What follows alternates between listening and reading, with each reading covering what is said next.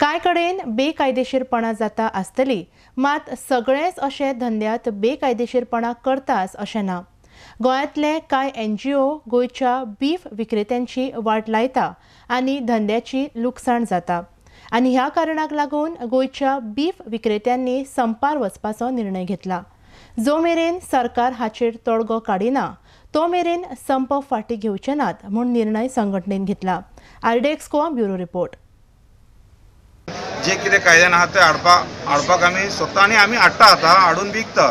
ताका धरून मदीं मदीं अशें फिनेल घालून मांस बी आमचे पिड्यार करता। सपोज आमचे कितें इनलिगलिटी थोडे कोण करता जाल्यार सगळे धंदे कितें इनलिगलिटी जायना न्हू। आनी आतां सपोज बिफा वांगडा चिकन येता, मटन येता, ते कितें सगळे इनलिगल म्हणजे लिगलीच येता अशें न्हू। तेंचे सुद्दां इनलिगलिटी जाता, तेंचेर कोण एक्शन घेना। फकत बिफाचेरूच अन्याय आहा आमचे।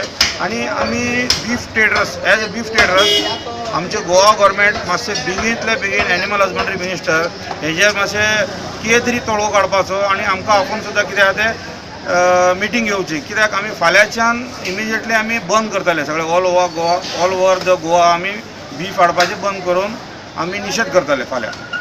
कर्नाटकासान 4 पीस हाडटा बीफ ओन्ली आनी हिंगासर कांय NGOs स्लॉटरचे रिसीट विचारता। एक्चुअली आमकां स्लॉटरचे रिसीट लागना, कित्याक आमी हालीं थंयसून बेळगांवसान 4 पीस हाडटा।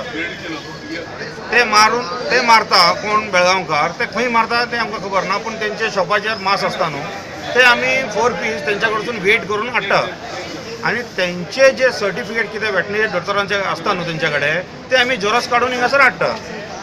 आनी इनलिगलिटी म्हणून सगळे बोवाळ करून आमचे धंद्याक इफेक्ट करता आनी आमचो लॉस करता चडसो। ट्युरिजम आसल्या कारणान हिंगासर चडशे ट्युरिस्ट येयला आनी हिंगासर तांकां बीफ मेन तेंचे खावपाचे थोड्या लोकांचे हे आसता।